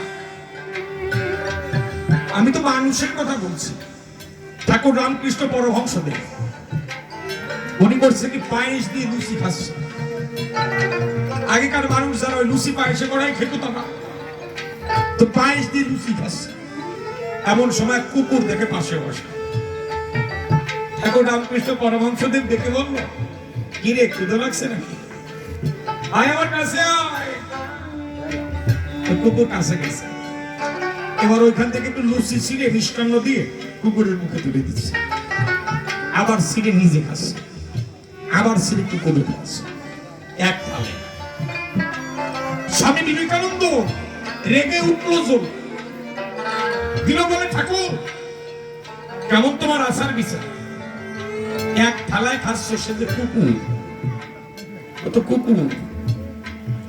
এমন সময় ঠাকুর রামকৃষ্ণ পরমহংসদেব ডেকে কয়, ও নরেন, নরেন রে, তুই তো কুকুর দেখেছিস, আমি তো কুকুর দেখি না।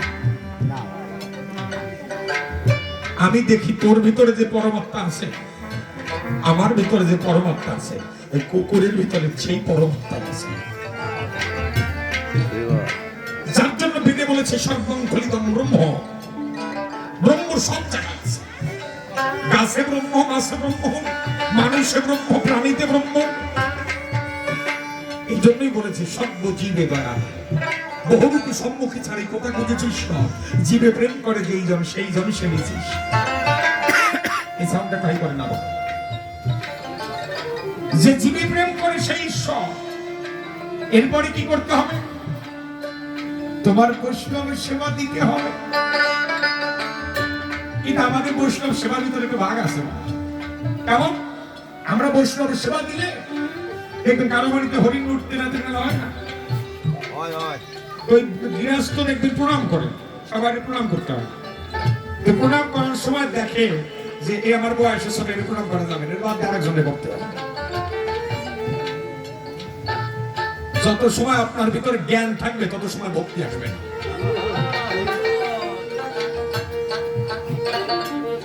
আপনি যাকে ছোট মনে করছেন সে কি হতে পারে তা তো জানেন। শোনেন, একদিন শ্রীকৃষ্ণ যুধিষ্ঠির মহারাজকে ডেকে বলেছে, মহারাজ আপনি তো রাষ্ট্র যজ্ঞ করবেন, এই যজ্ঞে আমাকে একটা কাজ দেওয়া যায় না? ভীম একটা কাজ করবে, নকুল সহদেব কাজ করবে, অন্য কেউ কাজ করবে, আমাকে একটা কাজ দেওয়া যায় না? ধর্মরাজ যুধিষ্ঠির ডেকে বললেন, বাসুদেব সব কাজের হিসাব সবাই ভাগ করে গেছে, এখন আর কোনো কাজ বাকি নেই যে আপনাকে আমি দিতে পারি। শ্রীকৃষ্ণ ডেকে বললেন, হ্যাঁ একটা কাজ এখনো বাকি আছে। কি আছে? বলছে আপনার রাজসভায় যত মুনি ঋষি ব্রাহ্মণ আসবে, এদের চরণ ধনের দায়িত্ব তো কেউ নেয় না। এই চরণ ধনের দায়িত্বটা আমার দেন না। হ্যাঁ, এই দায়িত্বটা তুমি দাও। কিন্তু ওটার পরিচয় যত মুনি ঋষি আসে, আমার শ্রীকৃষ্ণ নিজের হাতে চরণ ধোয়, ওই চরণ জল একটা নালা দিয়ে যায়। এমন সময় কৈলাস থেকে ভোলানাথ দেখতে পারে যে আমার ভগবান নিজে ভক্তের চরণ সেবা দেয়। ভোলানাথ আর দেরি করে নাই, একটা কুকুর মুখ ধরে যেখানে গিয়ে ভক্তের চরণ জল যায়, আমার ভোলানাথ নিজে চরণ জল সেবা করে।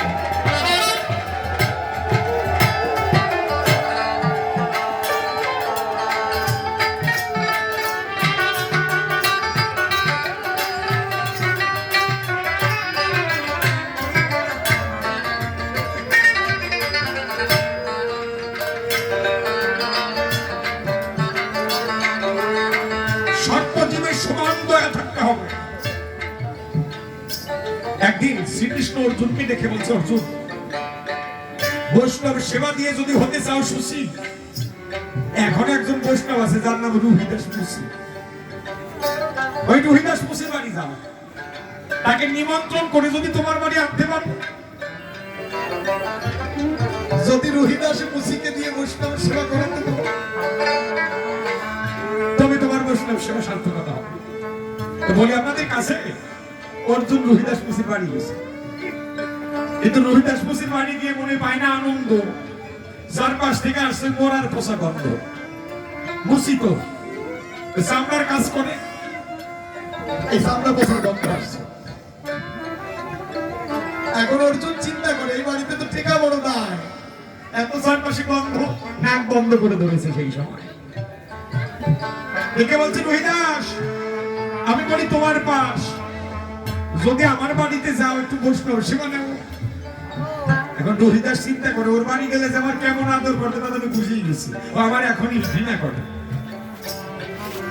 যারা কৃষ্ণ ভক্ত তারা বড় চতুর, খুব চতুর, গীতিমতের পরিচয়। এমন সময় রোহিদাস মুচি ডেকে কয়, অর্জুন, অর্জুন, কে বলেছে আমি বৈষ্ণব? কে বলেছে আমি বৈষ্ণব? তুমি জানো না তুমি কত বড় বৈষ্ণব। আমার ভগবান কৃষ্ণ যার রথের সারথি হয়, কত জন্মের পুণ্য ফলে এমন ভাগ্য পেলে। তো তুমি যখন আমার বাড়ি এসেছো, তুমি কৃপা করে আমার বাড়িতে যদি সেবা করো না, তোমার বাড়ি যাবো। এখন অর্জুন অন্তরে করে ধারণা এই বাড়িতে মরার গন্ধে টিকা যায় না, আরো যদি খেতে হয় তাহলে অনেক সময় কেটে যায়, অনেক সময় কেটে যায়। অর্জুন ভঙ্গি করে রেখে বলছে না আমি কোনো স্নান করি নাই। রোহিদাস মুসি বলছে আমার তো তাড়াহুড়ো নাই, স্নান করে আসো। চামড়ার বাড়িতে তেল দিল। অর্জুন যখন স্নান করতে গেল, আগে পুকুরে চারপাশ দিয়ে চামড়া ভেজানো, উপর দিয়ে সারিয়ে। অর্জুন চিন্তা করে চামড়া ভেজানো জলে তো স্নান করা যায় না, কাজ করি একটা চামড়া ধরে টান দিয়ে একটু জল সরাইয়ে মাথায় ছিটে দিই। যখন একটা চামড়া ধরে টান দেয়, অর্জুনের মনে লেগে গেছে বিস্ময়, দেখতে পারে মকর বাহিনী গঙ্গা ওই জলের তলায়। অর্জুন ডেকে বলল, মা গঙ্গা, আমি বলি তাই, এই জগতে তোমার মতো পবিত্র বস্তু কিছু নাই।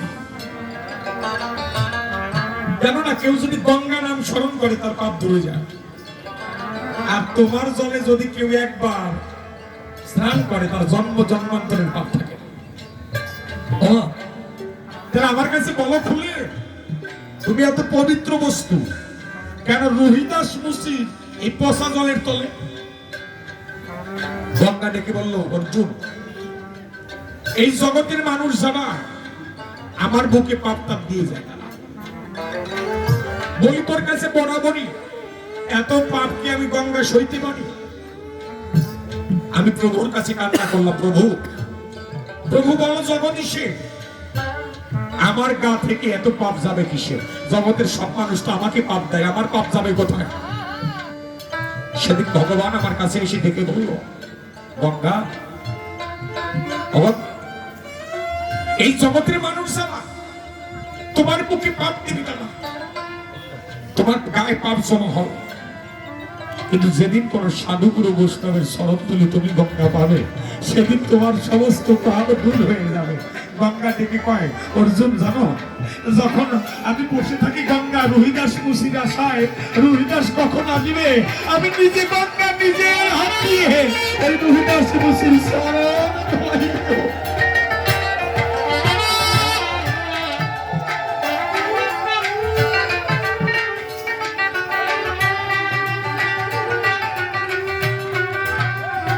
আরেকটা চামড়া ধরে টান দাও। যখন আরেকটা চামড়া ধরে টান দিল, দেখতে পেল আমার ভোলানাথ গৌরীকে নিয়ে বসে আছে। যখন আরেকটা চামড়া ধরে টান দেয়, দেখতে পারে পিছনে আমার রাধা কৃষ্ণ যুগল হয়ে বসে আছে দুজনে। আমার ভগবান বলল, অর্জুন তোমাকে প্রধানোত্তরে দেখালাম, আমার হতে ভক্ত অনেক বড় হয়, কেউ যদি কৃপা করে ভক্তের সঙ্গ করে, এই জগতে ভক্তের চরণ ধুলির উপরে আর কিছু নাই। অর্জুন সেদিন চরণ ধুলির উপরে যাব, এই ধুলির গুণা আছে না,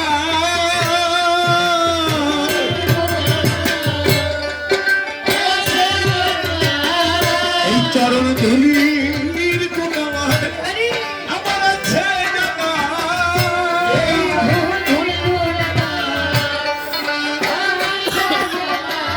এই মাধবের কষ্টের তরি হলো সমান।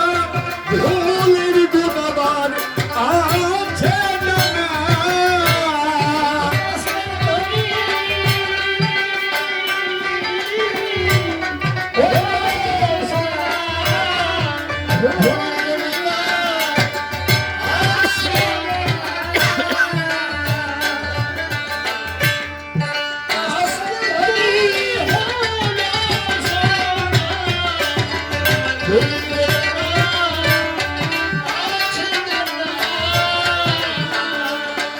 মাধবের কাছে তুমি হলো সোনা, ভুলির কোনো নয়, আয় আছে জানা।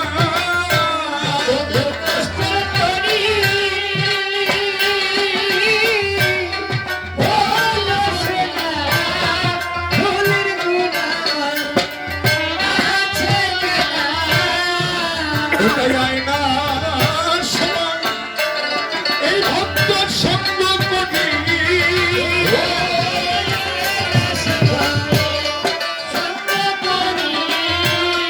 একবারে ধুলায় দিয়ে গড়া করি, আয়না ভক্ত সঙ্গ করি। ধুলায় দিয়ে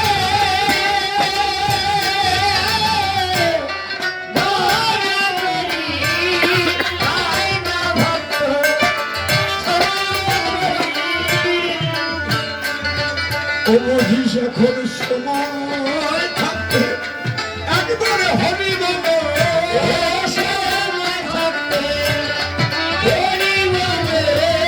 অমুদিতের সে যেমন সময় হলো, সময় থাকতে হরি বলো।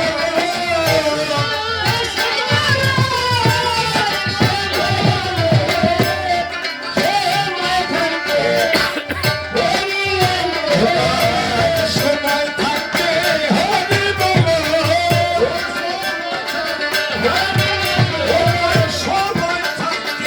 হরি বলো। উপদেশের মনোনীতের সেজো, সময় থাকতে হরি বলো।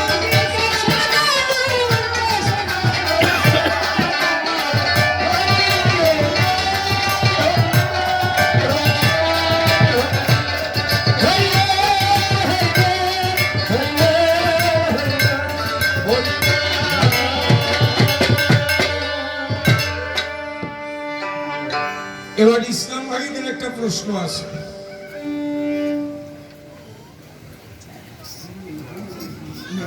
ডেকে বলছে আপনাদের কাছে তাই মুসলমান ভাই যারা বসে বসে শুনে নিয়েছেন তারা লোকমান সূরায় নাকি করছে মানা মুসলমান ভাইদের গান শোনা গোনা। প্রশ্ন করে গেছে না, এইটি তার শেষ প্রশ্ন, যে মুসলমান ভাইদের গান শোনা গোনা।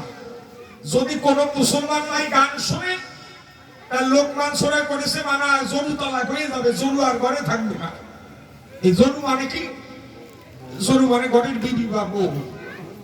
তো চিন্তা করেন, গান শুনলে যদি বউ তালাক হয়ে যাবে তো বউ খুঁজতে খুঁজতে কি ওর বাড়ি যাবে? হ্যাঁ এ ভাই সাউন্ডে এরকম হচ্ছে কেন দেখতে ভাই? বসে শুনে নরনারী আপনাদের কাছে প্রকাশ করি। হ্যাঁ এটা ঠিক কথা বাবা, কোরআনে তার আল্লাহ ভুল বলে নাই, ঠিক বলছে। লোকমান সূরায় করছে মানা গান শোনা হারাম গোনা। শুধু মুসলমান ভাইদের জন্য না, সব মানুষের জন্য গান শোনা হারাম বা গোনা। বেদে বলেছে জ্ঞানাৎপরতর নবী, গান ভিন্ন কখনো জ্ঞান হয় না। তাই তো কবি বললেন সাধনায় যার নাগাল পাওয়া না যায় সঙ্গীত দিয়ে তার চরণ ধুই দিয়ে। কথাটা অসঙ্গত। পৃথিবীতে যদি গান না থাকতো মানুষের হৃদয়টাও মরুভূমি হয়ে যেত।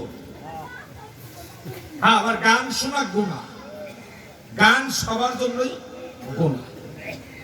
মুসলমানদের জন্য গান শোনা গুনাহ, হিন্দুদের জন্য গান শোনা গুনাহ, খ্রিস্টানদের জন্য নানক জন যারা আছে সবার জন্যই গান শোনা গুনাহ।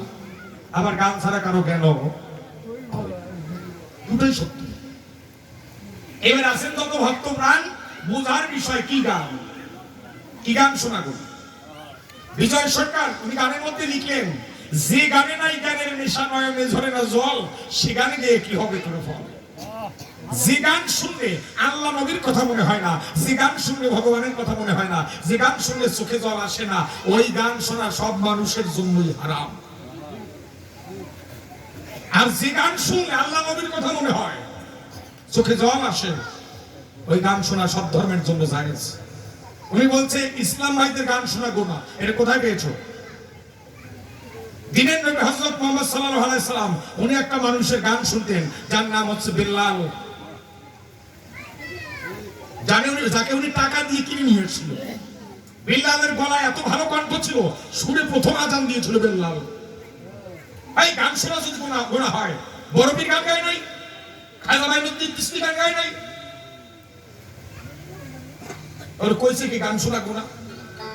শুধু তাই নয় বাবা, প্রত্যেকদিন আমি তো আমার বাড়ির পাশে যে মসজিদ আছে বলি আপনাদের পাশে, প্রত্যেকদিন সকালবেলা মসজিদে ইমাম সাহেবের গান শুনি। ইমাম সাহেব প্রত্যেকদিন গান গায়, মাইকে গান গায়। তাও সকালবেলা দেখবেন এই সুন্দর ফুল সুন্দর ফল মিঠা নদীর পানি খোদা তোমার মেহেরবানি, এই সুন্দর ফুল সুন্দর ফল মিঠা নদীর পানি খোদা তোমার মেহেরবানি। বলেন এই গান শোনা হারাম হবে? যদি কেউ গায় ও রওজা জিয়ারতের লাগি, রওজা জিয়ারতের লাগি কে যাও মদিনায়, আমার সালাম পৌঁছে দিও নবীজির রওজায়। বলেন এই গান শোনা কি হারাম? আর আমরা চলে গেলে দেখবেন এই যারা গান বাজাবে না, এই যে সাউন্ডের লোক, এখন তো সাউন্ড হয় না, সেই সময় দেখবেন সাউন্ড হয়। এই কি জানি কেন তুমি একটা গান গাইছে না, তোরা বাতাস করে বাতাস কর বাতাস কর সখী মাথায় ভারী ডাল তোরা আয়া। তারপর আরেকটা গান কি জানি গায়, যে নাম কি রে তোর, বোরকা পরা মেয়ে পাগল করেছে। এই গান শুনলে জরু তো দূরের কথা, বাড়ির গরু ছাগল তালাক হয়ে যায়। কি বলেন? এই গান শোনা গুনাহ। আমি আপনাদের কাছে এই ধারণা বাবা, যে গানে প্রভুর নামের কথা মনে হয় না, ওই গান সব ধর্মের জন্য গুনাহ। বিজয় সরকার একটা গান লিখেছে, শোনেন বাবা, কোন গান ভালো? আল্লাহ রাসূল বল, আল্লাহ রাসূল বল, বল মুমিন আল্লাহ রাসূল বল, আল্লাহ রাসূল বল,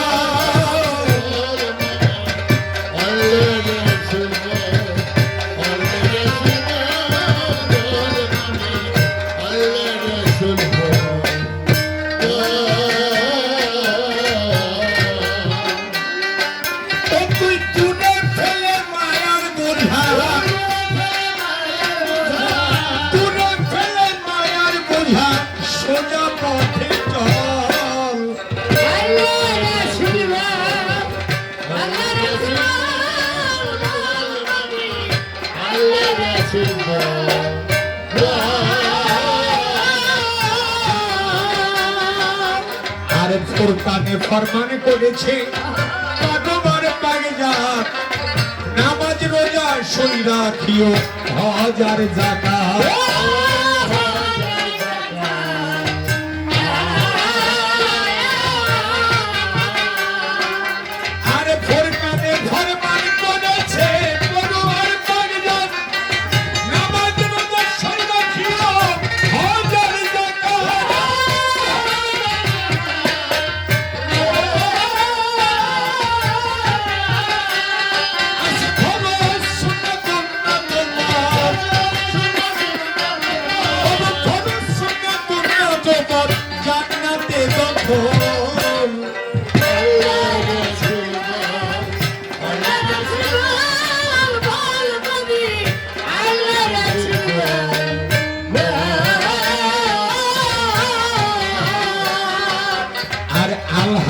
লিল্লাহে বলো রাব্বিল আলামিন মুশকিলেতে পাবি আশা রোজ হাসরের দিন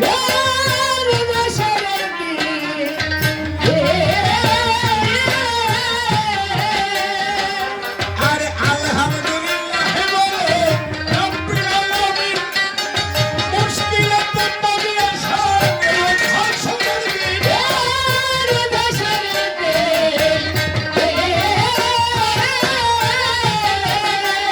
দয়ালে রাসূল তো এসে যাবি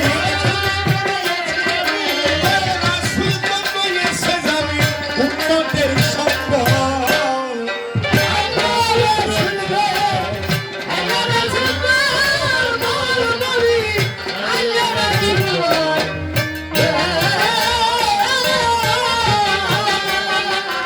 আরে কলেবে কলেবা যত ইমানের সাথে হায়াত দৌলত রেজেক দৌলত সবই তার হাতে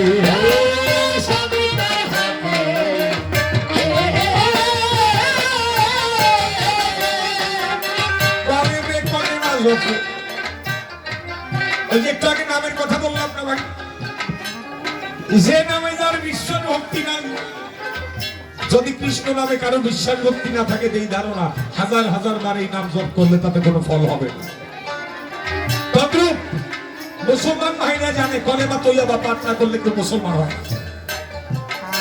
কলেমা তৈয়বা লা ইলাহা ইল্লাল্লাহু মুহাম্মাদুর রাসূলুল্লাহ কলেমা তৈয়বা লা ইলাহা ইল্লাল্লাহু মুহাম্মাদুর রাসূলুল্লাহ এই কলেমা পাঠ করলে মুসলমান হয়। তো বলি আপনাদের কাছাকাছি আমি সম্রাট তো দুইবার পাঠ করে ফেলছি আমি কি মুসলমান হয়ে গেছি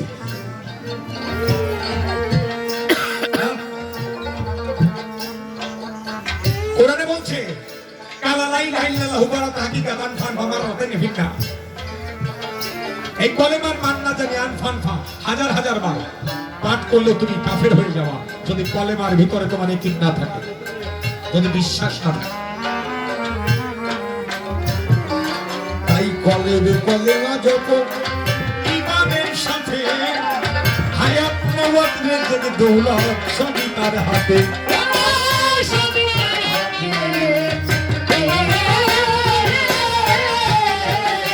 ও তুই তুলি পাবি সেই পুলিশি রাতে তুলি পাবি সেই পুলিশি রাতে হবি না পড়ব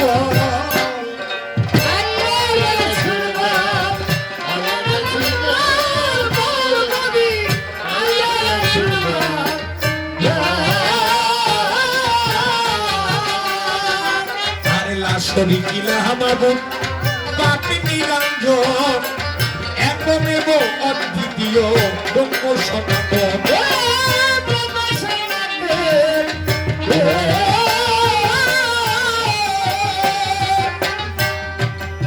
লাশরি কিলা হামাবুন আল্লাহর কোন শরীক সারাকাত নাই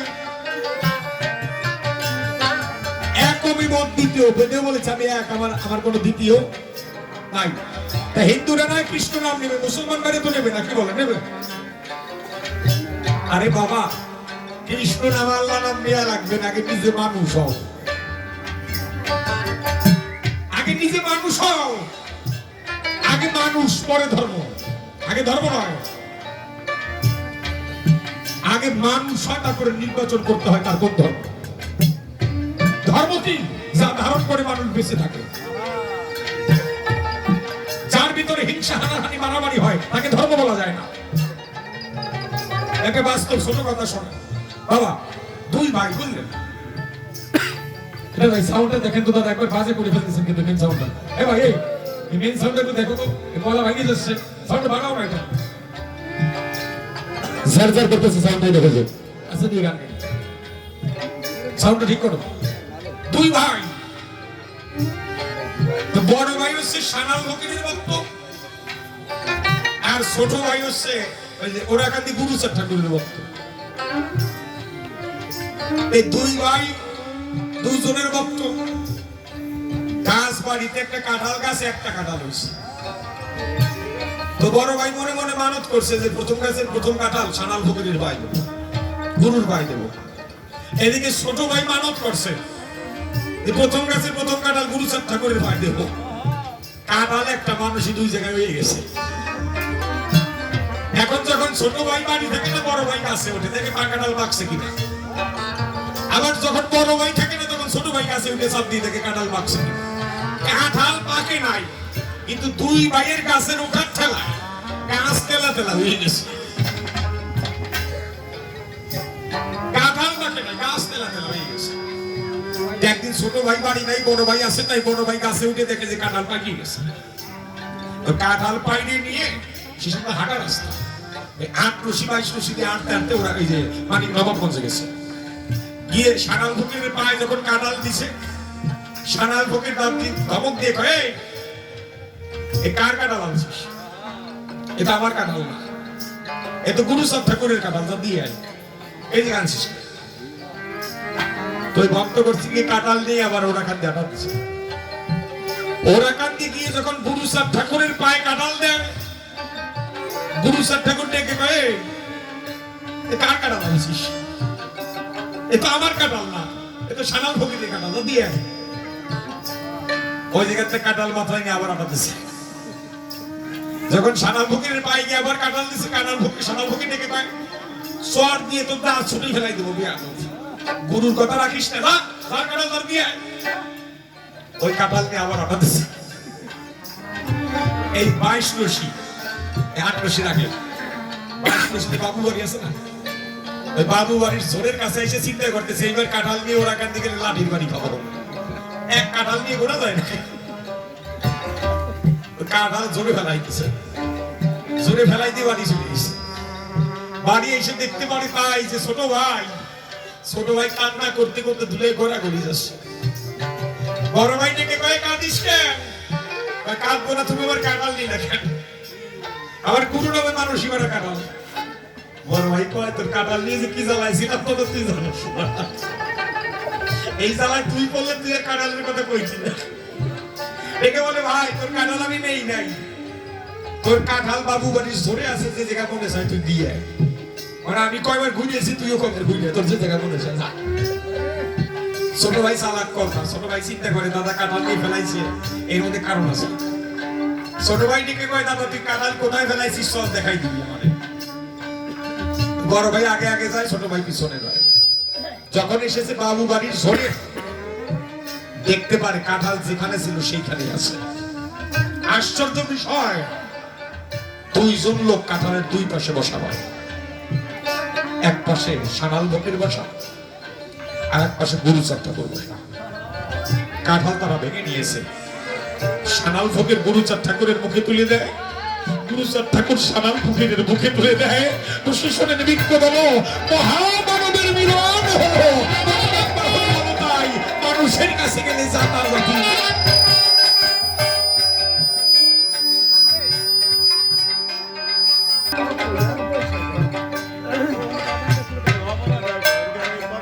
তাই আসলে কিলা বাবু পাকে নিরঞ্জন, একমেব অদ্বিতীয় ব্রহ্ম সনাতন।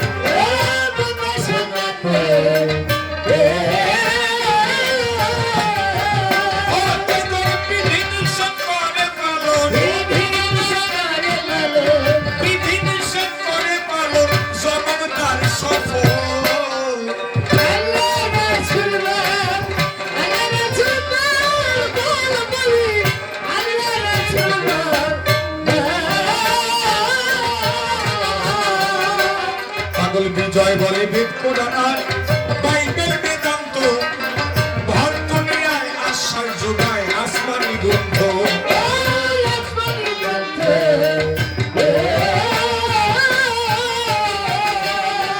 পাগল বিজয় বলে বেদ পুরাণ, বাইবেল বেদান্ত, ভর দুনিয়ায় আশ্বাস যোগায় আসমানি গ্রন্থ।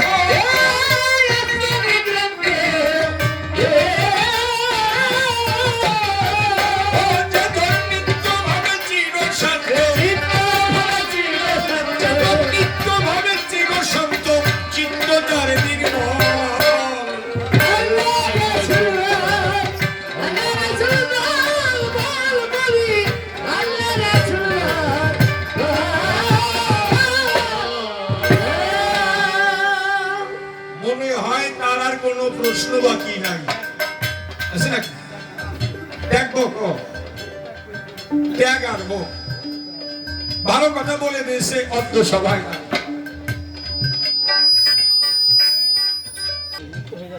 ভোগে কোনোদিন ভগবান পাওয়া যায় না, ত্যাগেই ভগবান পাওয়া যায়। ওইখানে বসে থাক, স্পষ্ট বললাম যে ভোগে পাওয়া যায় না, কিন্তু ত্যাগ দুই প্রকার। ওইখানে বসে থাক। আরে খাবার গেছ হলো। ত্যাগ দুই প্রকার, একটা হচ্ছে ভোগাশ্রিত ত্যাগ, একটা হচ্ছে ত্যাগাশ্রিত। এই কথাটা বাবা একটু বলতে সাউন্ড কমাই দিকে লাভ হবে। এই কথাটা খেয়াল রাখবেন আপনার সনাতন ধর্মের লোক যারা, ইসলাম ধর্মের লোক যারা।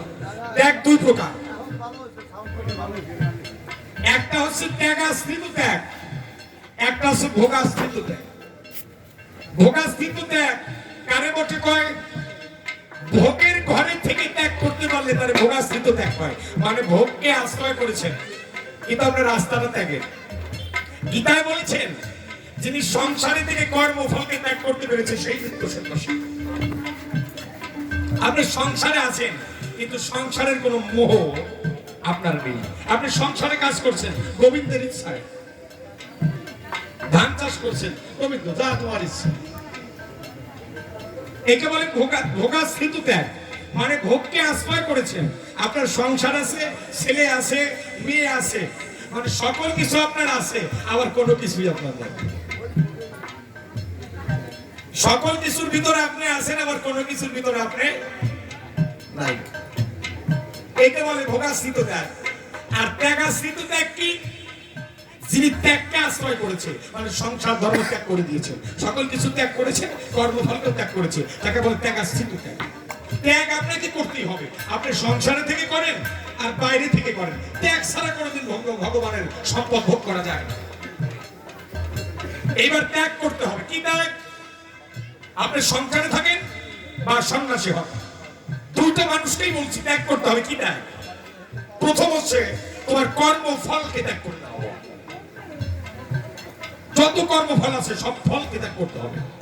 দ্বিতীয় হচ্ছে তোমার স্মরণীপুর ধর্মকে ত্যাগ করতে হবে। কাম, ক্রোধ, লোভ, মোহ, মদ, আশ্চর্য, এইগুলো ত্যাগ করতে হবে। ইন্দ্রিয়ের ধর্মগুলো তোমার ত্যাগ করতে হবে। কর্মফলকে ত্যাগ করে দাও।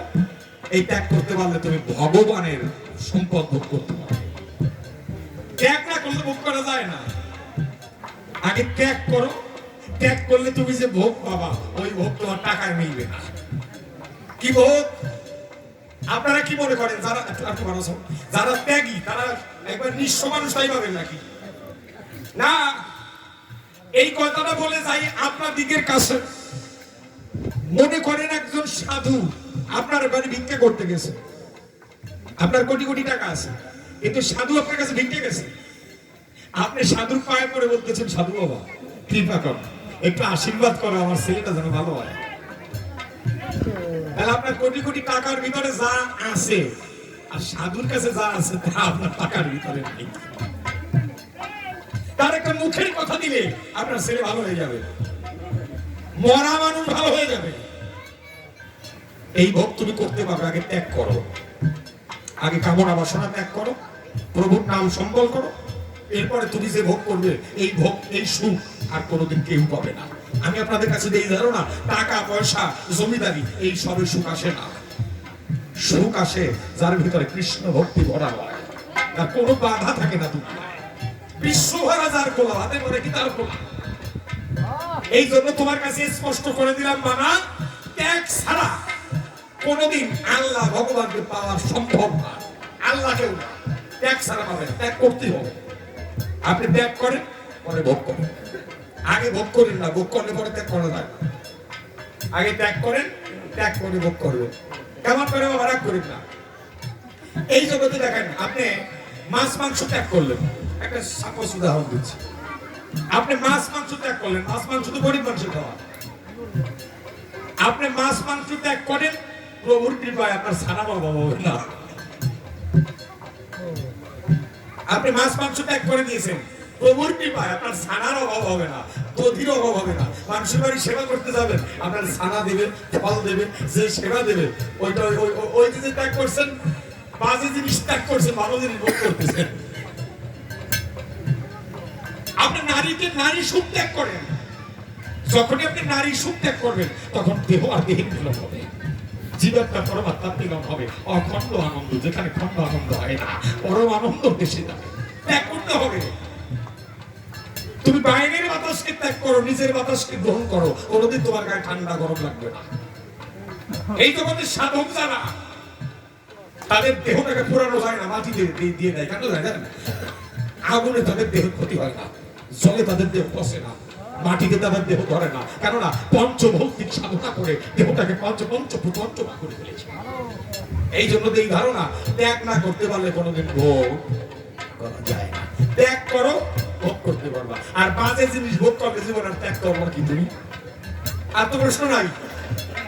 তাহলে এইবার যাই, উনি হিসাবে নতুন করে ঘেঁচর মেচর করুক, আর দুই সাইডে প্রশ্ন করুক, গা গরম হবে না, পরে ভক্তদের নিয়ে এরপর থেকে আলোচনা করা যাবে।